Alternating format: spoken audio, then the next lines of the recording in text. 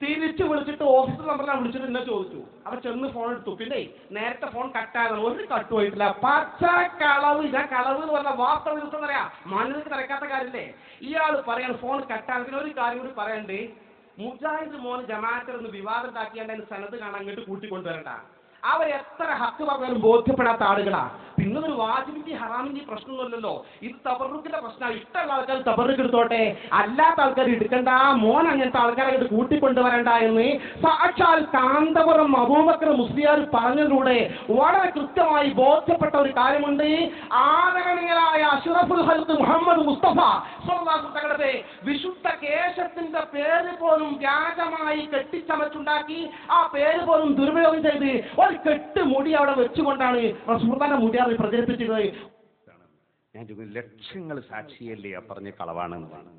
രണ്ടാമത്തത് അദ്ദേഹം പറഞ്ഞത് നിങ്ങൾ കേട്ടില്ലേ, എന്താണ്? രണ്ടാമത് ടെലിഫോൺ ചെയ്തിട്ട് പറഞ്ഞു, അങ്ങനെ പറഞ്ഞിട്ടില്ല, പറഞ്ഞതായി ഓരോർമ്മയും ഉസ്താദിനില്ല. അത് ഉസ്താദ് വ്യക്തമായി പറയുന്നുണ്ട്.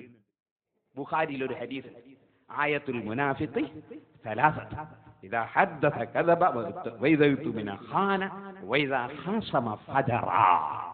മുനാഫിഖിന്റെ ലക്ഷണാണ് വർത്താനം പറഞ്ഞാൽ കളവ് പറയാ, വിശ്വസിച്ചാ വഞ്ചിക്കുക, വഇദാ ഖാസമ ഫജറ തെറ്റിയാ തോന്നിയാസം പറയാ. നിങ്ങൾ ഇപ്പൊ തോന്നിയാസം പറഞ്ഞില്ലേ, പാച്ചക്കള്ളോന്ന് പറഞ്ഞു തോന്നിയാസം പറഞ്ഞില്ലേ, അത് ആരെ ലക്ഷണാണ് നിങ്ങൾ ഓതി പഠിച്ചത്? അത് നന്നായിട്ടൊന്ന് ഓർമ്മിക്കുക. അല്ലാഹു തആല തൗബ ചെയ്യാനുള്ള അവസരം നൽകുമാറാകട്ടെ.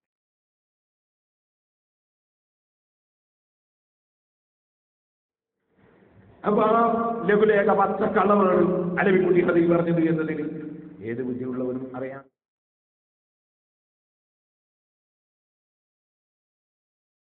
കാസിമി പറഞ്ഞ് കളവാണ് കളവാണ്.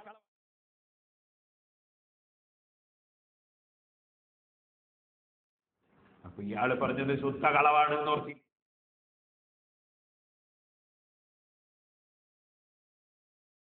നമ്മൾ പറഞ്ഞ പോലെ സനത് ഇല്ല, അയ്യൊരു കളവെന്ന് കേട്ടു.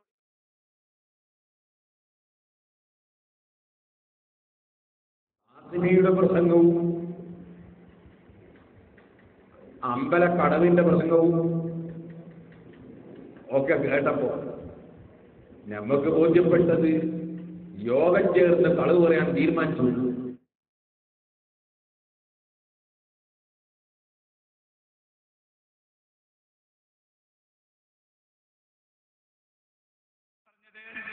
നിങ്ങൾ കേട്ടോ, 4 കളവാണ് അതിലുള്ളത്. ഒറ്റ ശ്വാസത്തിൽ 4 കളവാണ്. ഒന്നാമതായി അയാൾ പറഞ്ഞു, ഞങ്ങൾ ഇതിനെ മർക്കസിൽ കിട്ടിയ ഉടനെ എതിർത്തിട്ടില്ല. പച്ച നുണയാണ്.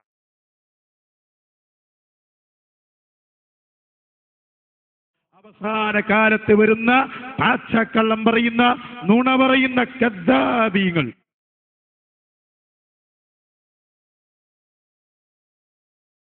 നുണ പറയുന്നവരെ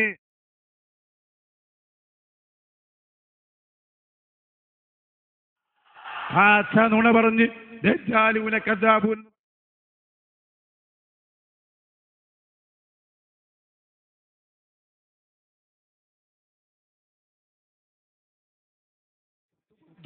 ഫിർദൗസി എന്ന ഒരാൾ ഇതിന്റെ പരമ്പരയിൽ ഉണ്ട് എന്ന് പച്ചക്കള്ളം ഇവിടെ പറഞ്ഞു.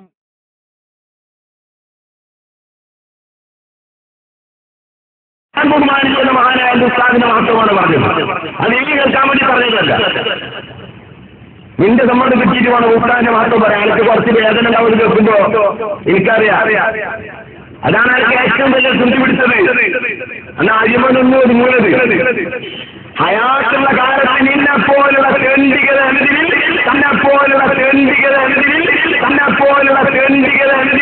സംസാരിക്കാനുള്ള നാവുകളാണ് ഞങ്ങൾക്ക് അള്ളാഹു തന്ന നാവെന്ന് മനസ്സിലാക്കിക്കോ. എന്തിന് മനസ്സിലാക്കി?